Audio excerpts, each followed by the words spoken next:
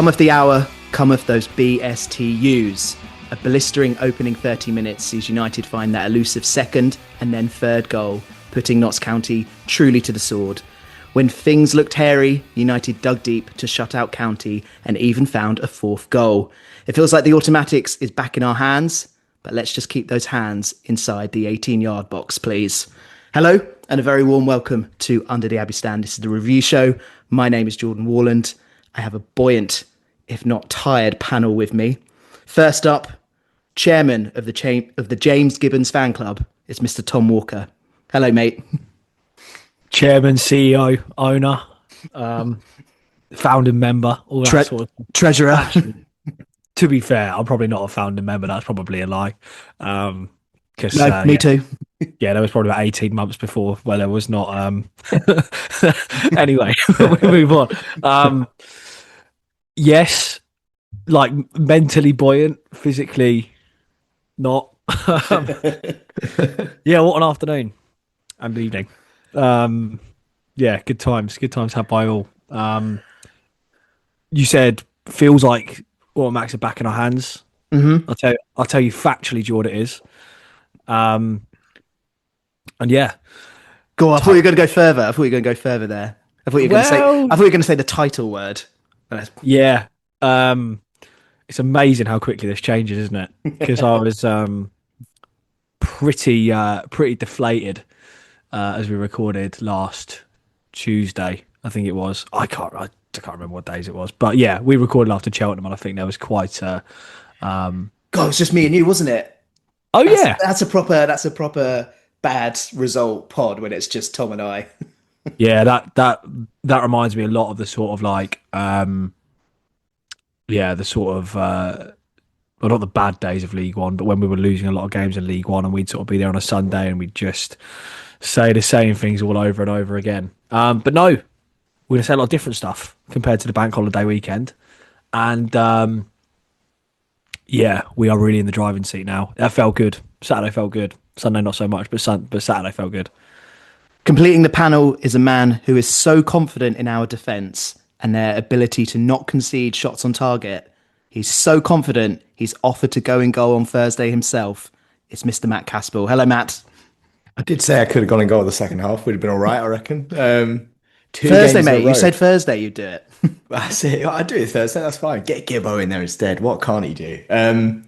Mate, two clean, well, not clean sheets, two no goal shots on target conceded games in a row. I'm pretty confident we've never done that before, probably in our entire history. Obviously, weirdly, we can try to concede a goal in one of those.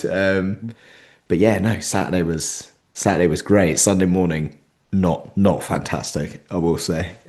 not great. Spotting a theme here, everyone. Yeah. I can't imagine. Cambridge United get a significant win and we all go out on the piss very heavily just afterwards. That's basically it. Shock, yeah. Absolute scandal. And that seems like a good point to remind you that we are sponsored by a pub. Do visit the Old Spring, One Ferry Path, for lots of UTAS discounts. Yeah, we don't need to beat around the bush for it. We don't need to, try and gloss over it and come up with like euphemisms for what we were doing and why we're feeling not so good on a Sunday morning. We were very happy, got carried away, celebrated. It is what it is. We've all been there. Yeah, there's a real like sort of David Brent thing. Like, yeah, he drinks, but anyway, we move on. Tom, start the pod. Lee has asked this question. What were we all worried about? Quite a lot, to be honest, which in hindsight now feels rather foolish because I just forgot we're good.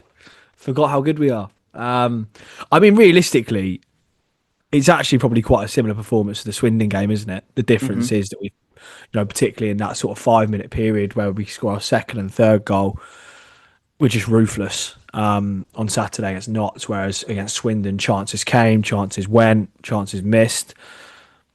Sort of the similar story at Cheltenham, but probably not so much, really. Because we didn't create as much of note. Obviously, there was that one chance that we spoke at length about. And yeah, I think it was just a reminder. Firstly, it was a reminder that we're very good and we have a lot of qualities that you would, if you look into like kind of build a promotion winning team, in terms of the qualities we've got as a squad, management, individual players, combination of skill sets, all that sort of stuff, we tick virtually every single box of a team that would be, first, second, or third in this league. Basically, you're also kind of reminded that actually those around you, the teams around us, sorry, that is, they're kind of human as well. Because when you go through the bank holiday weekend, the way that it went, you get into that mindset of like, we're doing loads of stuff wrong, but everyone around us are going to be perfect. And you look at Notts, and I mean, they'll be, I should think, quite unhappy with how the game went and quite unhappy with their performance. I'd say that the fact that we've limited them to no shots on target in a 45-minute half where game state dictates that they should be piling on pressure, we're down to 10 men, is a really, really impressive stat. Maybe more so in a kind of boring way, maybe more so than the goals that we did score. The goals are the crucial thing, and it ends up being, well, it's our statement result of the season. No, there's absolutely no doubt in my mind about that. And I think just a really good way to bounce back, really, I think, above everything, because there were a lot of questions asked, I think rightly so, of words like character, words like bottle, words like mentality, all that sort of stuff. A lot of things are questioned. The manager was questioned a little bit, probably more, like there was a bit more scrutiny around him and some of the particularly in-game decisions that he'd taken that we felt perhaps had obviously at least been a factor in us dropping quite important points, particularly up at Cheltenham. He obviously made a couple of big calls which went right, and we've just bounced back in a really big way. And I think there was a lot of questions asked and a lot of answers provided on Saturday. So everything does feel rosy again. It was like kind of, well, boy, worried about sort of thing. I get that, but I think at this point in the season, you do tend to, you ride high and the lows are low.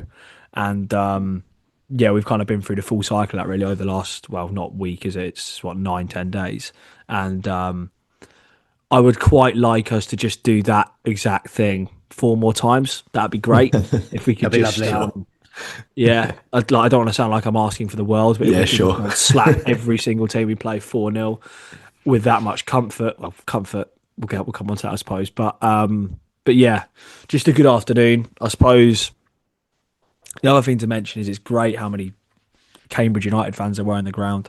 Obviously, we've had attendances like that a few times over the years. You think back to like Ipswich at home, Luton at home, that sort of thing. But it's bulked out by like 2,500 away fans often. So I think to see pretty much, well, literally all sides of the ground with literally packed with Cambridge fans is a great thing as well. So to put on that show in that context on that day, fair credit. We've really made a bit of a statement. The word worry there is an interesting one, because I think that's probably the most nervy I've ever been at 3-0, and even at 4-0, still pretty nervy. And I think actually 4-0 was fine. And I think actually only at sort of like the 85th minute where we're sort of like attacking or sort of in the corner, I'm like, I think we might be all right at this point. That's how you know. That's how you know that you're a proper lower league football fan, is when your team is 4-0 up in the 85th minute and you're still not sure you're going to get a result. Caspar, I mean, Tom's already touched on this, but I was going to ask you, how does this rank in the statement home win scales, a term that we have bundled about a few times this season? I think it's pretty definitive, but I would like your thoughts on it and your thoughts on the performance as well, please. Yeah, sure. I mean, yes, it's definitely the statement win. We're going to struggle. We're going to struggle to do better than that now. It's this late in the season just shows what a terrible job he's doing, right? He has got to go. He has got to go. I think the stage of the season probably helps its statementness, I guess. No, for sure. I mean, it was an absolutely brilliant performance. I just thought we started fantastically well. It's not even the goal. I was trying to articulate this yesterday, but obviously after the game, I was clearly struggling for whatever reason.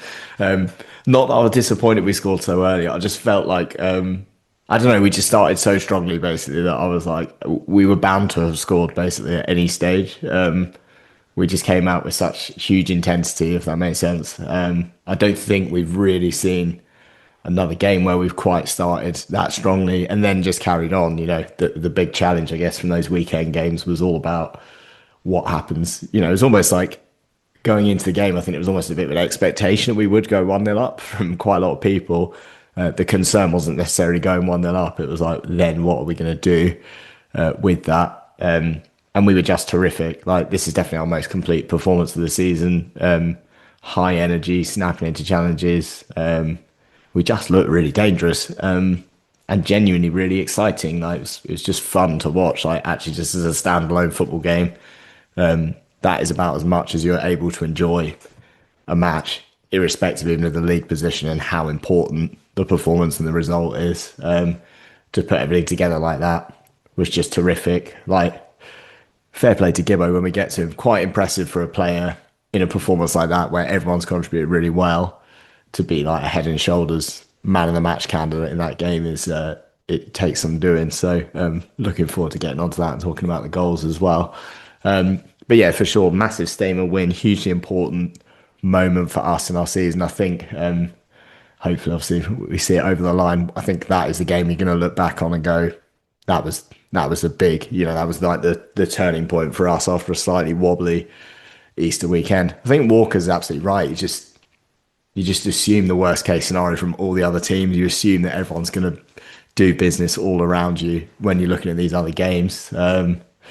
It just is rarely the case. So I'm looking forward to 82 being enough and maybe seeing us get 84 or 85 though. Every Cambridge fan, Casper, was hoping for that second goal, given what's gone on the 2 games previous to it. But be honest, when the second goal goes in, how much have you thought this is a dangerous scoreline? Oh, 100%, mate. 100%. We're all saying it. Everyone's thinking it. People tap me on the shoulder going, what need that third. Dangerous scoreline, that. Mate, I was so George, sure. you were just saying that you thought 4-0 was a dangerous scoreline. Yeah. I don't know. Honestly, I was so sure. First goal was like, that's Lavery. Second goal was like, that's Lavery. Third goal was like, that must be Lavery. Yeah. Why do they all look the same? Why does everyone look like Shane Lavery? No, mate, I wasn't too worried at 2-0 just because we were like a steam train, weren't we? We were just smashed into them over and over again in that first half. It was just great to watch. It just felt like we were going to keep going. So all good stuff. Well, the Notts County manager said that was probably one of the worst 90 minutes I've been a part of. And it is the biggest defeat they've had since the opening day of the season. Just why was it that, Tom? I mean, that opening 30 minutes, the intensity, they couldn't get out. It was all of that, right? Yeah. We like you want to try and be balanced about it and not just be like totally biased. Obviously, there are 2 teams on the pitch, and I'm sure Notts will look at their own deficiencies and think that's why the game went the way it did. But I just can't get away from the idea that they just met a pretty an opponent in Cambridge on Saturday who were just like on it, like really on it. You could tell there was almost a bit of hurt in there from the Easter weekend. Probably felt a little bit aggrieved that they're not in a much more commanding position. Unfortunately, we could have been playing any team in this division on Saturday. We'd have torn them to shreds in the same way. I think we were outstanding. Just the energy, you can talk about the way that we took our chances. I think it's a slightly separate thing from just like sort of general performance, really. Because I thought, yeah, like you said, like snapping at the heels. We used the ball well. Like we were so efficient with the ball.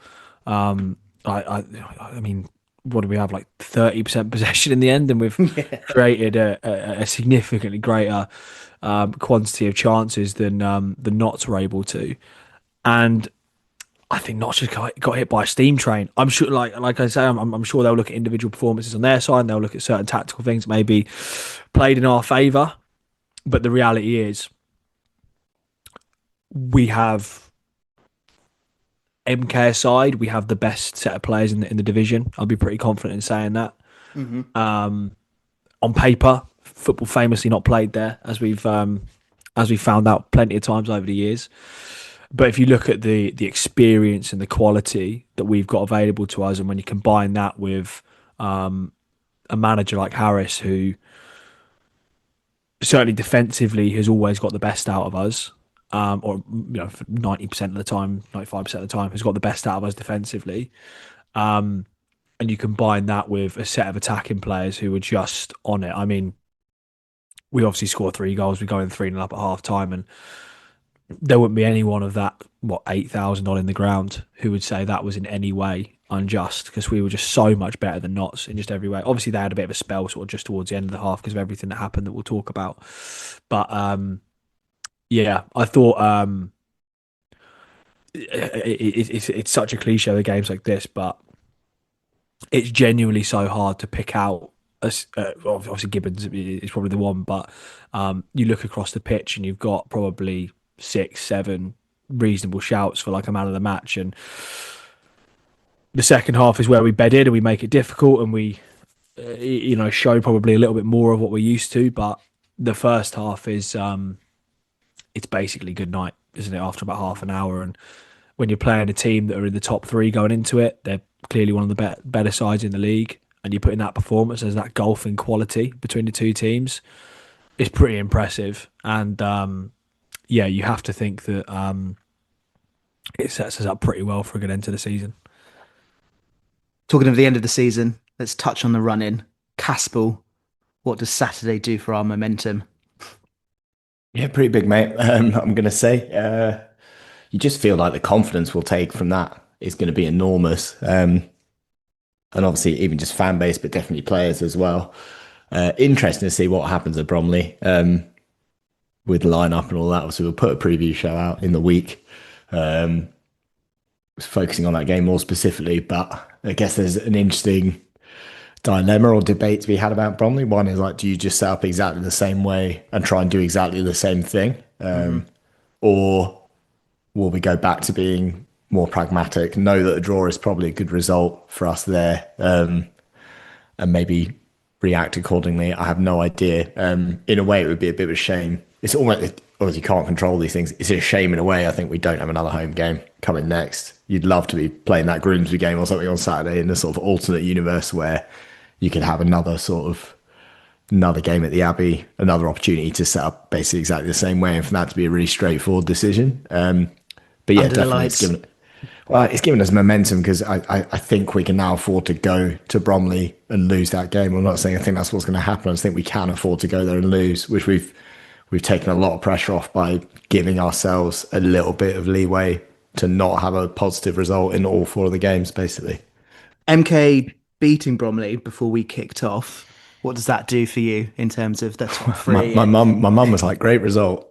My mum's gone all in on the title. I thought it was great. We were in the pub before the game. I was like, well, my mum's happy. Got no idea.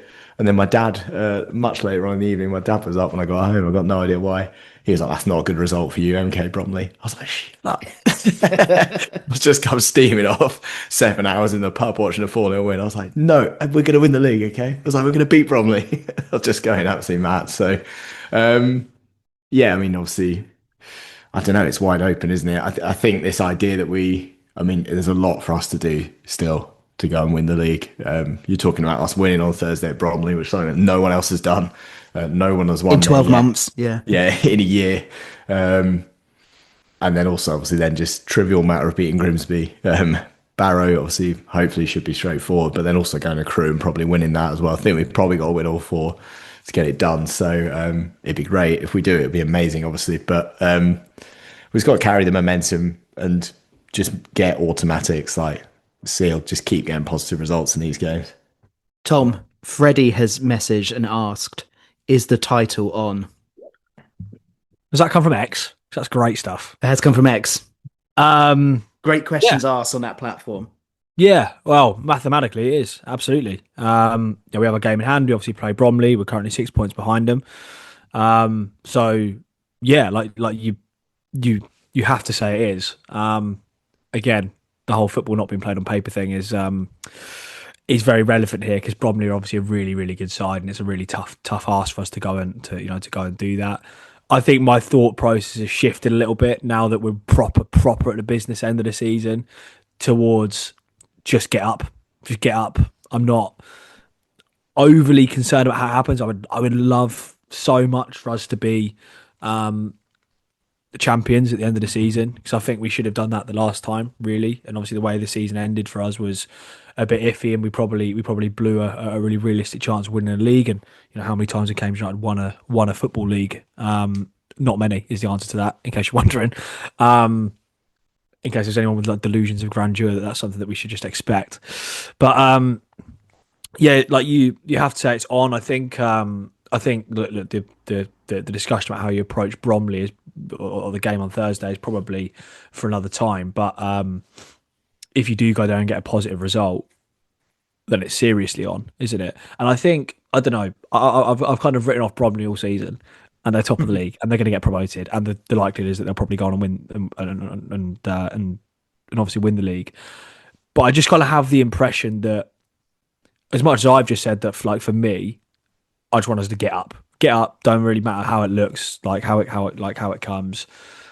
I feel like that might be even greater for Bromley, because obviously they've not been in League One before, and for them, you think that just like the promotion would be the key thing. Obviously, it doesn't work like that. Obviously, they'll be looking at their situation, thinking there's a more than good chance they're going to go on and win the league. But yeah, I think from our perspective, it's definitely on, but let's not run before we can walk. Let's just get Thursday out of the way, then deal with it after that. Because you think as well, like, not just are they absolutely phenomenal at home, not just are they obviously a really good side, really effective.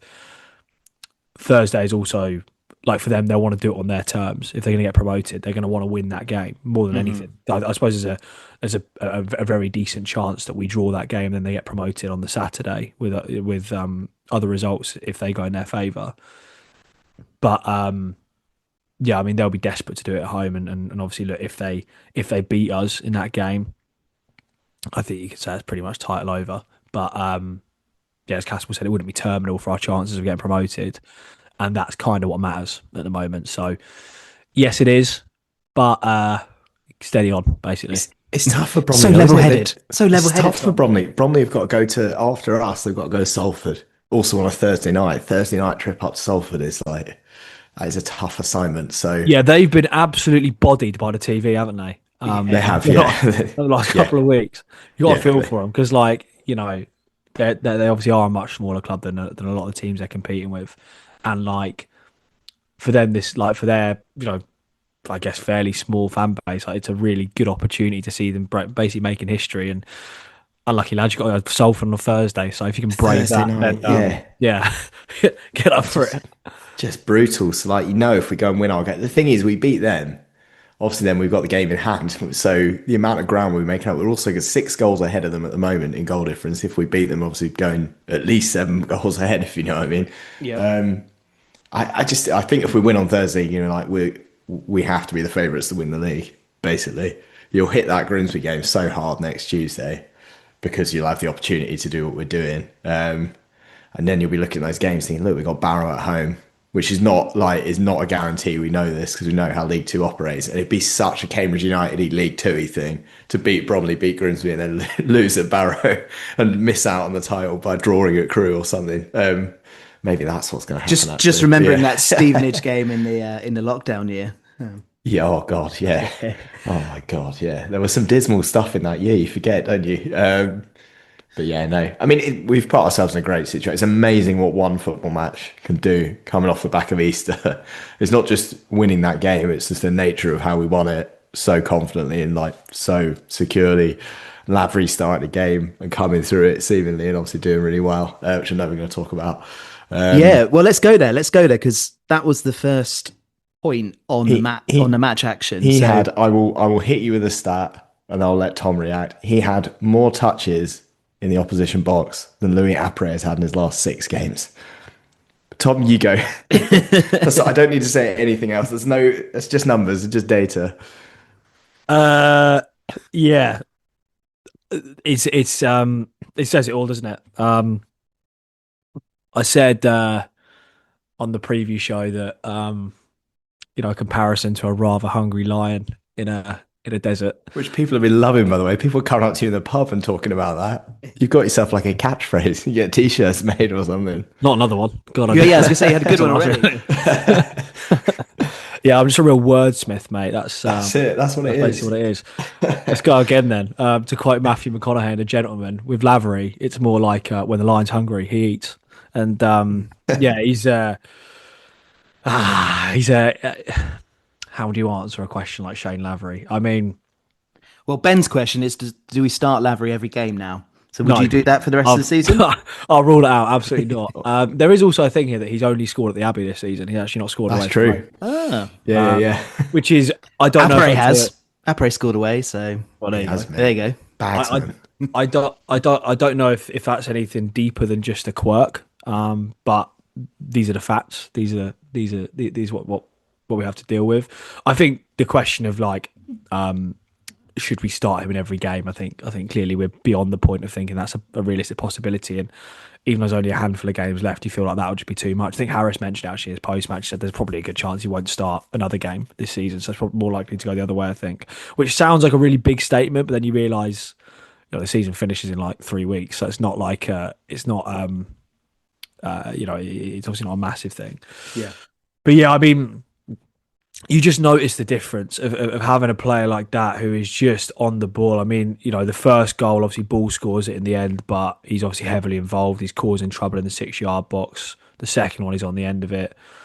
The third one, obviously, I know Gibbons takes it down like Batistuta in his prime and lashes it into the top corner, but or rides the roof of the net. But it doesn't take too many mental gymnastics for me to think that's the sort of thing that Lavery could have done as well.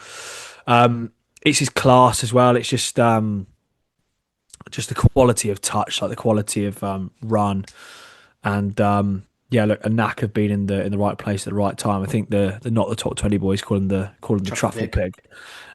Which seems kind of apt because he does have a way of sniffing out chances and sniffing out goals. And look, I mean, as much as it's a positive thing, and it's great to see a decision like that come off because it's quite a brave decision. I mean, it did very much feel like Apre was likely to be the fall guy after Cheltenham because of everything we spoke about, particularly with regards to the chance that he missed, and that if Lavery was there and in that moment, arguably does better. The question of that is Lavery ready to start, or would it just be like for like with Nevitt? And I'm glad it was Lavery because I think it showed a real intent from us as well. Like just in terms of we've talked a lot about statements on this on this pod so far, but obviously the win and the result is a statement thing. But I think just starting Lavery alone it is a real statement of intent from Harris as well. It's like because there's an argument that in a game like that, you do what we've done so many times before, and to be fair, done successfully, where you keep it tight and you, the games are kind of nip and tuck, and there's not much in. There's fine margins between them, and you basically go and try and win it in the last 25, 30 minutes, which we've done to really good effect, particularly away from home at times. But starting Lavery, starting Kai, starting Knight, the message is obvious. It's like we're going to go out and try and win this game, and we're really going to take it to him. And I think the difference is with someone like Lavery on the pitch, you feel really confident that he's going to, if he's in the right place at the right time, which he just will be, he's probably going to get on the end of something. His record is pretty decent, really. And you think goals to minutes, it'd be the flip side of this is that you do find yourself slightly gutted that we've not seen more of Shane Lavery, really, because my God, if he was fit and available to start 30% of our games, you think we'd have the league wrapped up already, basically. Such as life, and I suppose the other argument to that is if Shane Lavery was fit and available to start more games of football, he wouldn't be playing for us. He wouldn't be playing in League Two. He'd probably be playing in the Championship. But yeah, really good for him. Really glad that he got his start as well. Because I know Harris has talked a lot about managing his minutes, managing his impact, really. Which I get, and like logically, it's obviously something that's pretty sensible, and it's something that Lavery would probably look at himself and go, yeah, that's probably fair. It's probably the right thing to do. It's probably the best thing for me, really, longer term. But it can't be good. Like it can't be pleasant for him to basically just feel that he's been reduced to a super sub, which professional footballers obviously don't want to be. So for him to get his start, make the impact that he did, get his goal, and be part of a really significant part of probably our best performance.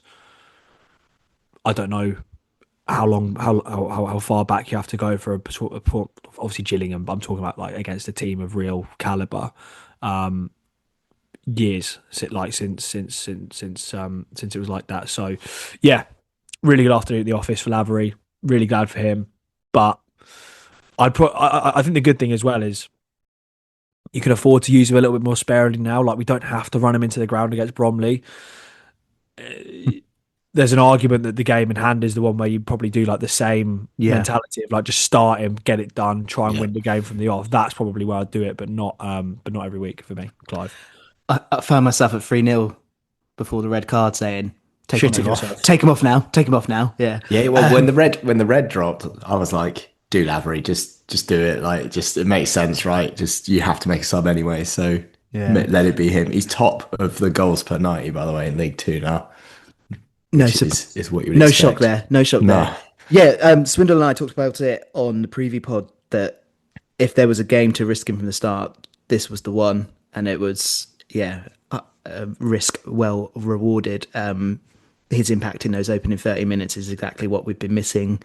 The movement, the liveliness, the causing chaos for, It's just for all the defenders. link-up play, wasn't it? I to be honest, I was a bit nervous. I was like, I'm not sure. I was saying in the pub before the game, I'm not sure. Can you play Lavery on his own? Another one of my stinking takes from this season, along with resting Ben Knight against Swindon. On that, I thought he had a very big sort of 15-20 minutes second half, like everyone did, to sort of help shut Notts out. But yeah, like a different side of his game in the second half, the chasing stuff down and going for everything. First goal then, Caspel. We've talked about Lavery's impact in that, but it was Don Ball that got the header and got the goal. We've had a question, was that Don Ball's best game for the U's so far? I think probably yes. We seem to be saying this every week now, though, which is great. He's since he come back into the side from that injury, just seems to have been getting more and more impressive. And yeah, it's great for him to get a goal as well. Obviously, we had a bit of a laugh, I think, after the goal he got before his first goal of the season. Harris said he hasn't even scored in training. He's got himself another goal now. A great goal as a reminder that when you're watching from the Newmarket Road end, you have not a clue what is happening down at the south end. It's just a mess from where we were. We literally stood there just squinting, like, don't know who that was or really what's even happened, but that's great stuff, isn't it? No, Don Ball saw the onion bag bulge. So yeah. Must be Lavery. Must be. That's what I was saying. Has to be Lavery. Makes total sense. No, I mean it's great. It's great to see him get a goal. Obviously, I mean, it bit really of Kel sets Watts on in the our build way. up as well. A little Bit of of Kel Watts in the build up. Yeah. Just all really positive, to be honest. What I liked about it is that we just had a succession of people. Like Lavery's nearly scored himself. Obviously, you can make a case say maybe he should. And then Balls finished it really well, but it felt like we had quite a lot of bodies just around it, ready to take some action. Balls' overall performance I thought was really good. I mean, everyone I thought had a pretty good afternoon, apart from maybe one guy we'll talk about in a minute. Not so positive. But yeah, no, really good from Don Ball. Hope he keeps it up. Need that kind of leadership and experience and need to see more of that going on. Also just good that Ball and Pelly, it was able to, no one is talking about that combination right now because it is serving us well at the moment. So I'm glad in a way that hopefully that's been put to bed and we're not going to see that one resurface. We've actually had that as a question from David, who asked, how pleasing is it to see the Ball Pelly partnership working in big Good games? job, David. Sorry. So I think I should pay attention to the running order, really. Yeah, no, it is good, basically. Yeah, well done, David. I agree. Tom, do you agree? Yeah, I agree. Good stuff. That's great stuff. Award nominations. Don't forget that FSA nomination will come around at some point. Second goal then, Caspel. Really obvious question, but given everything that's gone on in the previous two games, how important was it to get that second goal and what a relief when it did go in? It's pretty important. Also, I'm just loving that getting Adam Mayer on these long throws. Like, what an asset for an already really good footballer to also have like a 30 to 40 yard, actually flat, actually dangerous long throw is a real asset for us. So, yeah, it's super important goal. I think it's just also when you've got all that momentum in a game, you need to go and get that second goal really whilst you're riding that wave, which we were able to do. Obviously, we followed it up pretty quickly with the third, which is amazing and properly took the roof off. But, yeah, I mean, great for Lavery to get a goal as well with a start. Good finish. Again, hard to perceive from the home end, sort of again a bit clearer this one. Obviously the third one's great because it's super clear, but no, just really good, really important goal, really big moment, really well celebrated in the home end. I mean, the second and then the third goal was fun. We don't normally get that Limsey, I guess. Limsey Lohan, who said that yesterday? Was that you, Walker? Someone said Lindsay Lohan. That Loved it. sounds like a Josh Parker thing. It might be Josh Yeah. Parker. Sorry, Parker. Yeah. Lindsay Lohan. No, it was all good. What I love is you've mentioned the NRE view. So this next question is going to make it's going to be a very obvious no idea answer. But there was quite a few shouts from Notts County fans in some of the vlogs that I saw afterwards for offside. I don't think the second one, but first one for sure. Maybe Got the not second a one. clue, mate. Was he offside? I've got no idea. What do you think? You're in the main stand. You must have some perspective. I think the one they might be challenging is the first one. Second one, definitely not. And third one, it looked pretty obvious from the replay he wasn't. So, yeah. Shut up, Just Nots. sounds like bitterness to me. Yeah. Enjoy the playoffs, not. Yeah. Let's talk about that third goal. Tom, you've already used the word Batistuta, which is great. Yes. That's a great reference. When that went in, me and the people that I was sat with all thought it was Shane Lavery. It took a few moments to realise that actually, no, it wasn't. But yeah, It was actually Cafu. Yeah. What a finish. Yeah, I thought it was Pippo Inzaghi. Here's a question for you. Is Gibbo a shout for player of the season? Yeah. Yes. Sorry, that's twice in a row. I've just sort of flat bat these questions. Right? Yes, I agree. Yes, I agree. Yes, I think so. 10-minute long pod. It's like no, yes, no answers. Yeah, I think it has to be. I feel a little bit bad for Kel Watts, to be honest, because I think he probably until He's getting diddled, mate. yeah, probably until about mid-February, you'd have had him as basically an absolute shoe-in for player of the season, and then it's just it's been the Gibbon show, hasn't it, for the last few weeks? It reminds me in a way. This might be a bit of a stretch because we haven't achieved what we want to achieve just yet. But it reminds me of that run of games that Harrison Dunk had at the end of the Great Escape year. Yeah. Where you're just like, it doesn't make sense for you to be popping up in as many of these big moments as you are at the moment. But he is, and he keeps repeatedly doing it. And I have a sneaky suspicion that might not be the last time he's involved in something like that before the season is done.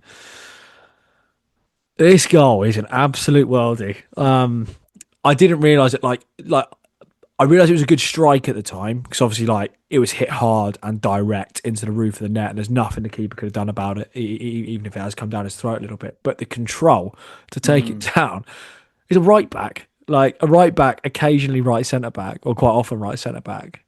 And he has taken it down like he's like a top tier striker or a top quality striker. Sorry, that's what I we're not. Maybe getting too carried away, but to take it down like that, get out his feet, work himself a yard in the box, is pretty good, really. Yet more groundbreaking analysis. It's pretty good. Unbelievable from Gibbons. And at this point, like you're thinking, what, Fleetwood away, Accrington at home before Christmas he opens the scoring in Salford he gets the winner. I'm probably forgetting one. I assume I'm forgetting one. I probably am. But he's popping up with goals, and I'm still convinced he scored 2 against Salford, but apparently he didn't. But yeah. No, the side netting. The side netting. Oh yeah. Sorry, yeah, you did lose me there. I'm not gonna lie. But yeah, just really good, really good for him as well. I think it must. I think to this point, he was obviously with Vale, he was with Bristol Rovers for a bit, and obviously he was with us in a team which is or was much worse than the one that he's playing in now. And obviously, he probably struggled at being part of that team in that situation at times. I think, and you see it pretty often, really, where sometimes players just have to take a bit of a step back or a step down, and really kind of revitalise them. I think that's happened with Gibbons probably more than anyone, maybe Watts aside. But certainly with Gibbons, I think it's been a real kind of coming of age season for him. A real, like a proper breakthrough season as like a top player at this level. And you basically just have to launch a new contract to him, I think. Keep him on for next season and see how it goes. But Are you worried, Caspel, that he isn't under contract and we haven't heard any news about him signing? I think he was asked in a presser a few weeks ago. Said there'd been no discussions. Mate, what a turnaround, you got to say. Because he was not highly rated, to be fair. and the jury was very much out at the start of this season. So yeah, I am a bit concerned. I don't think the jury was out at all. I think minds had basically been made up. Yeah, maybe you're right. Yeah, I certainly was one of those. I'll put my hands up and say I wasn't convinced that if we were looking to get promoted, that he felt like he would be a regular starter. And he's just totally earned his way in there. With it's almost a shame for him that he's a utility player because he's kind of moved beyond that in my mind now. Like he's actually cemented himself properly as like he actually can just play at centre back in a back three. Like there's absolutely nothing wrong with that. It's great that he has that versatility as well. He's the third highest rated player in the league now. FootMob. Don't know how we haven't got a single player in the team of the season. Nominations. Yeah, it's just crazy, isn't it? Especially we did go on and win the league. No players in the team of the season, but thanks for that. Whoever makes those decisions. But no, brilliant from Gibbons. I mean, what a goal! I know Walker's spoken about it, but just such a good moment. Like the moment. I just watched it back there. It's just an great, unbelievable touch to get out. Like to be fair, yeah. Like I don't want to look at it too. I don't want to look at it in under the microscope too much because there is an argument it's kind of got tangled in his feet a little bit. No, I'm not having that. I'm not having that. I'm not having that. But it's the finish. Like he's absolutely rocketed it down. It's clinical. He's a clinical right back. Fair play. Right attacking back. There you go. Right. It was all going so well, and then we decided to make it really difficult for ourselves. Let us talk about that red card incident. Caspel, we've had a question from Mark. He says, was it Eastwood's or Mayer's fault for the sending off? They could both have a bit, to be honest. At the time, I thought it was more Mayer than Eastwood, and the longer it's gone on and the more times I've watched it back, I'm thinking now it's probably a bit more Eastwood than it is Mayer. At the time, did you know it was Mayer? Because a lot of people went, that's a 5 pass, that's Kel Watt's fault. It must be Kel Watts. No, I knew it was Mayer, but this is, I guess, an example of where we stand here and already actually giving us a very good view of what the hell had happened, because it's right under our noses. I thought we got away with it, I'll tell you that, honestly, with the amount of time that was going. I was like, everyone just looking at each other like, surely not. Like, it's just in disbelief. Like, we're definitely going to win the league if they don't somehow do something here, because he's clearly out of the box. It's not great from Mayer because you can sort of tell he quite hesitates with it for a while because he's thinking. I genuinely think it's because he's thinking about doing a thigh pass, and the spectacle of the thigh pass seems to sort of overcome him, if that makes sense. And in the end, he does do it, but he does it way too late. Yeah. And to be honest, if you're going hypercross, he knees it, he doesn't thigh it. Obviously, if you knee it, it's going to go up like a Louis Après header from 6 yards out rather than plushly down towards the keeper. Eastwood has got no business being where he is. When I watched it back just before we started recording, and obviously at the time it doesn't look good, but he charges out the box and then he stops. It's really weird. Like, surely if you committed to coming out, you're going it's go, no go, and you're going to go all the way. Or if you're going to stop inside your box so you can use your hands. It's a really weird moment. He stops a yard outside the box. He left himself in complete no man's land. He has no business being there. Like, it's one of those where, easier said in hindsight, if he just stays on his line, they just don't score. Like, it just doesn't end in a goal. Like, it might end a bit messy, but it's just a goal, or, well, obviously not a goal, but like, there isn't a big incident. Like, just, it's just a slightly hairy moment that passes you by. So I do just find it all a bit weird. I think the handball makes sense because once it is such close proximity that it's just like almost instinctual, and there's not even time to figure that one out. So like at the time I was a bit like, why isn't he heading it? But I was like, no, there's no time for that. I think he claimed a shoulder, as you would, which obviously. Was punching. I mean, the lino bought it because the lino afterwards, and if you saw it, the main stand side lino, when the ref eventually looked, they ultimately got the right decision, but when the ref eventually looked at the lino was tapping his shoulder like this, and I think the ref was also, no, it's not what I'm asking you. I'm asking you, like, was he outside the box? Like, yeah. And then the lino nodded, and then he obviously got on and gave the red card, which was totally the right decision. It's just unfortunate, isn't it? After what happened at Cheltenham with Eastwood, and now this, and now he's going to miss the Bromley game. We know they're a very big physical threat, and And Hughes looks maybe slightly lightweight, I guess. I certainly think they'll be targeting him and that at Bromley, definitely. So it's going to be an interesting evening for him. It's a bit of a shame for Eastwood that we've just seen a few mistakes kind of creeping in. But yeah, not great from Mayer either. I mean, it's never one person's fault. There's always something that's gone on. I think Mayer, what are we 3-0 up? Just hook that. Like, just get rid. Just put that in the main stand, and then there isn't a situation to even talk about. It's trying to be too clever. It's trying to be too clever, trying to work that knee pass back. Yeah. You just got to do it straight away, though. If you're going to do it, you've got to do it immediately. You've got to do it right away. Like what Watts is good at, to be fair, not just the thigh, but just with the decision making, is like he's very clinical. Like does it straight away, leave no doubt. Make it very straightforward. It's Mayer's ball to deal with, so Mayer could have put the whole situation. He could put it out for a corner, put it out for a throw, whatever it is. Tons of better decisions that he could have made. So he has sort of stitched Eastwood up and set the wheels in motion, but Eastwood was also not done well. Doesn't make sense to charge out like that and be so far outside his box and then stop, like all a bit scatty and messy. I tell you what, I was very relieved when your Notts County man smashed that free kick over the bar, because that really could have gone a double jeopardy if they'd scored there in 10 men. You'd be getting quite nervous, I think. Tom, how were you feeling when that red card happened, and what were you thinking would be the outcome? Did for the you rest laugh? Of the afternoon? Do I remember you laughing? I swear, I think you just started. Were you at the bar? Were you at the bar? Because it was 41 minutes. So we were all kind of laughing. So we were like, "How the fuck have we done this to ourselves?" If you know what I mean. Yeah, it was.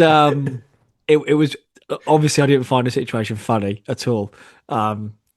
Really didn't enjoy it, to be honest. But yeah, it was very much more the sort of like, we've done it on Thursday against Swindon, we did it on Monday, and we're going to somehow like we've just absolutely blown away one of the best teams for the first 35 minutes of the game.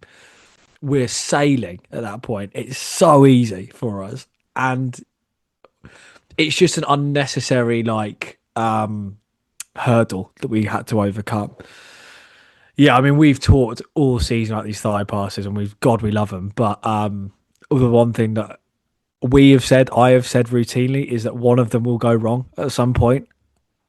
In a way, I'm kind of glad that it's happened like that when you're 3-0 up against Notts, rather than like a pivotal moment in a game where there's like one goal in it or something like that, or the scores are level.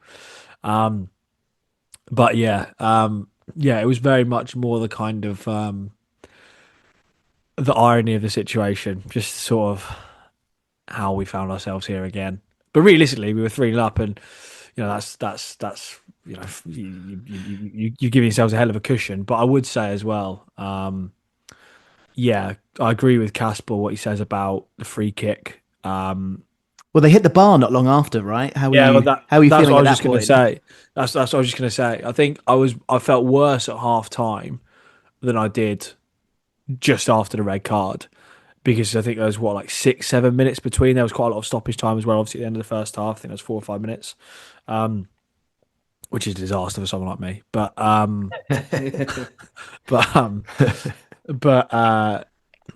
when you watch that and you watch how nervy it is, and there was one or two where Hughes kind of flapped it a little bit and didn't quite get over, and obviously they hit the bar and they have free kicks in around. They have a lot of possession around the box, a lot of corners coming in, that sort of stuff.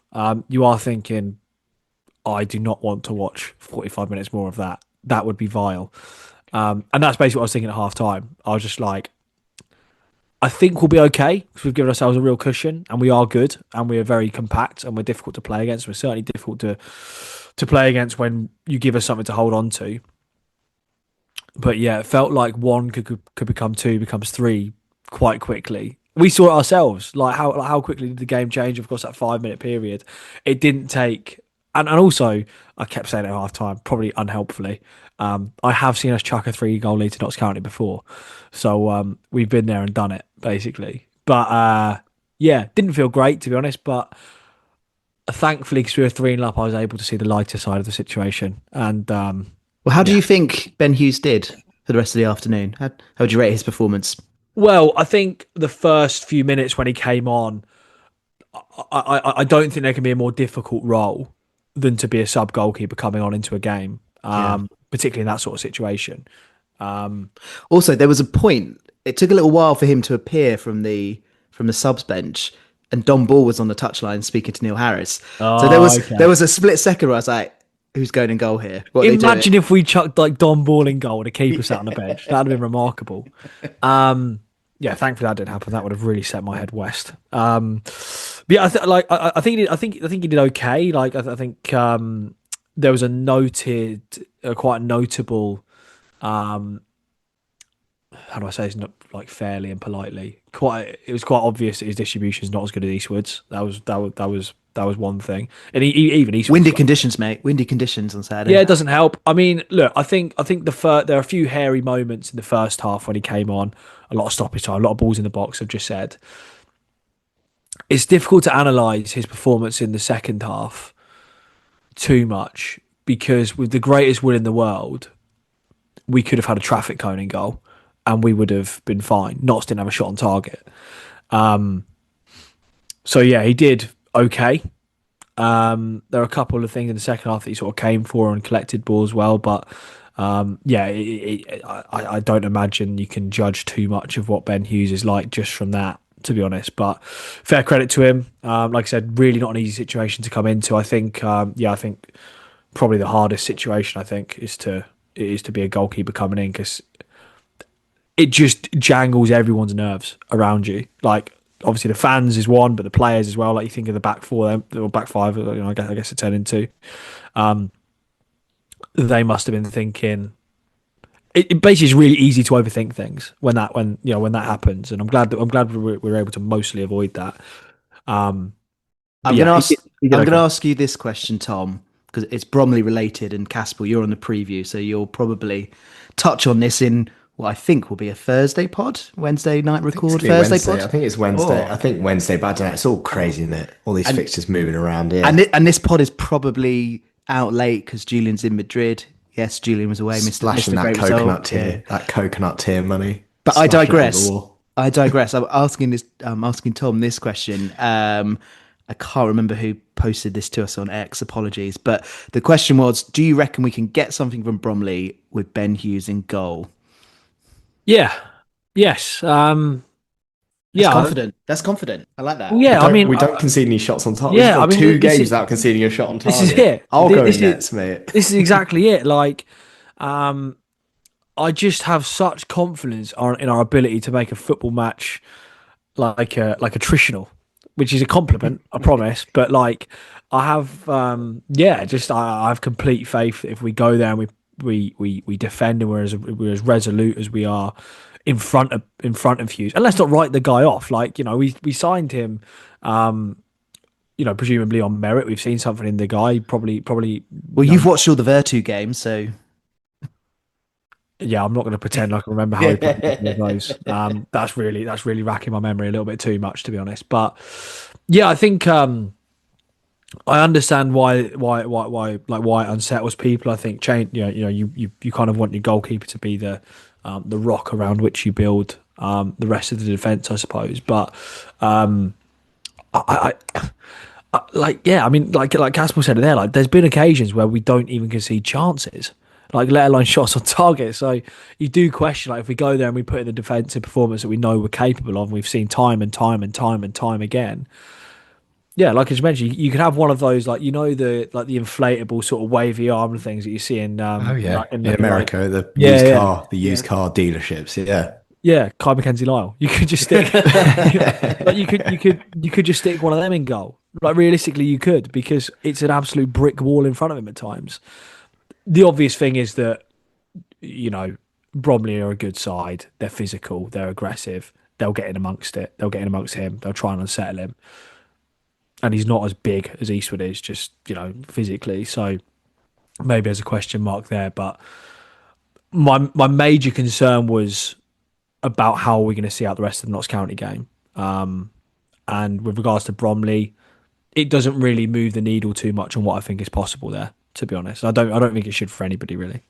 Good stuff. Caspel, those minutes before half time and in the opening 10, 15, 20 minutes of the second half, so important that we kept Notts County out, not giving them that early goal, giving them something to then sort of give them the momentum. How was that period for you? Like, how impressed were you with with how resolute we were. Yeah, I mean the pre-half-time bit was just that was the most stressful part of the day, right? For sure. Up to and including the free kick that went over the bar, but and then they hit the bar and there's a bit of a handball shout on Liam Bennett, which to me looked quite handball-y as well. So we had to deal with a bit of pressure there. I think we started the second half pretty well, to be honest. Obviously, I mean the goal comes 10 minutes after the restart. But yeah, I think it was really important. Obviously, just don't give them a foothold at all. We've done this well all season, really, in so many of our games, just taking it away from the opposition and not really giving them belief. I think the belief we've been giving teams is obviously by only having a 1-goal lead. You're always exposed. And in this case, it's totally different with 3 goals on the slate already. So, yeah, I was pretty impressed by it. My level of nervousness probably wasn't quite as high as yours based on how you're describing it. Mostly just because you're looking at it thinking, look, they've not had a shot on target. They're not looking all that creative. I mean, great at passing the ball around their back four. They were brilliant at that, I thought, if you know what I mean. In their own half, they were lethal knots. Every time they had to get in our final third, it seemed to basically fall apart for them. So if I'm a Notts fan, I would be worried about the playoffs, I think, to be honest. So yeah, no, it was just a really good afternoon all around. Let's talk about that 4th goal then, Caspel, because I'm obsessed with this. I've watched the amber angle a couple of times, so sort of filmed along the touchline there. Gibbo's basically on the floor. I love a stooping header but he's on the floor. He's basically on the floor. He still manages to head it into the ground. It's at shin height. The ball is at shin height. Over a goalkeeper. I mean, what can't he do at this point? I mean, by doing that, he's put himself on a perfect hat trick as well. Imagine if he just crashed one in with his left foot as well. You'd be talking about one of the greatest performances you've ever seen. It was great, wasn't it? I mean, it was a bit of disbelief when we scored this because we were not knocking on the door at the time, really. It was just like an opportunity that came a bit out of nowhere. As you said, that second half, it felt much more, a good second half for us would simply have been kill that game off, totally nullify the game. You don't need to score the goal, like just make the half, very boring and just take all the oxygen out of it. So with 10 men to go and get a 4th goal, for it to be Gibbo again. And as you say, the header's so funny. You can tell he's tracked the ball. He's done that thing where he's decided he's going to head it and he's just getting lower and lower, just stooping all the way down. He just follows it all the way to the floor. I'm just like, this is great. What on earth is going on? And yeah, I mean, it's in the back of the net, isn't it? I love this potency we're getting from our defenders in an attacking return sense. It's been brilliant. So great for him, great for us. I mean, that really did kill the game completely, I think. That was just the moment where it was just definitely done. And just so nice to be at the Abbey in a really important game, sold out, biggest home crowd in 30 years. And just to be able to really enjoy then that last half hour or so. Atmosphere was fantastic, so it's got to go and do it again now 4 more times. Tom, we were speaking after the game and you were just impressed that we attacked from that free kick. We didn't sort of just try and keep hold of the ball or slow the game down. We whipped it across and scored from it.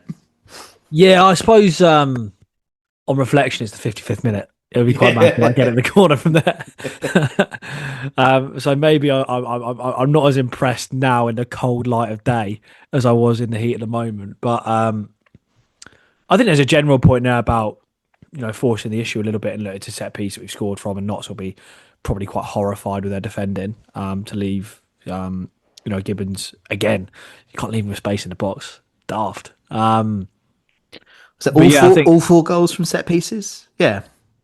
Yeah, if we count a long throw as a set piece, which I suppose it is, sort of. Yeah, pretty much. That's the way the game's going, Jord. That's what we keep being told. But yeah, I think generally, even in the second half, we still had quite a lot of attacking intent. Obviously, the game becomes more about trying to block it out, but I didn't think in terms of the way that the two teams got forward or tried to get forward.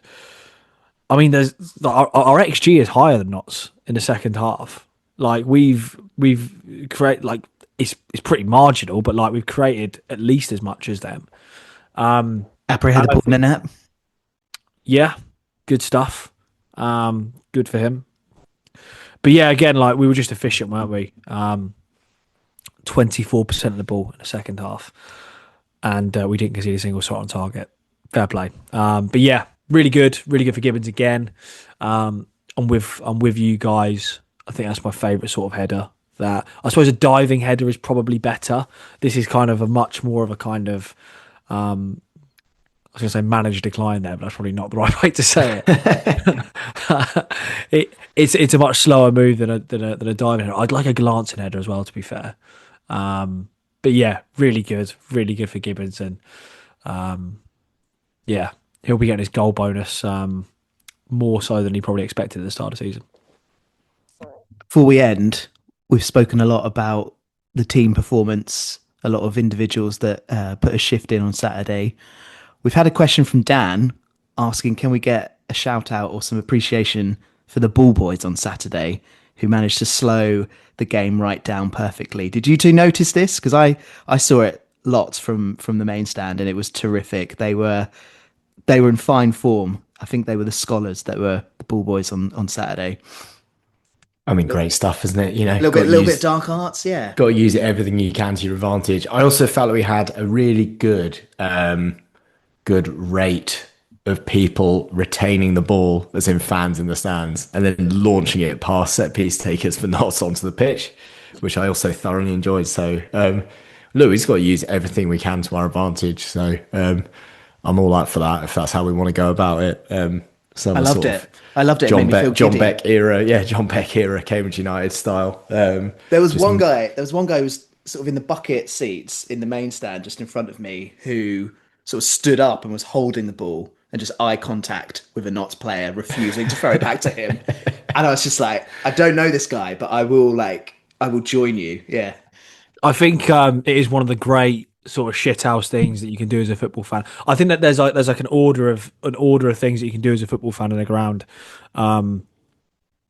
in terms of how much I'd love to be in that situation. Yeah, heading the ball back is top 100%. That's top of the list. That very, top. very top. Yeah, top. Clear.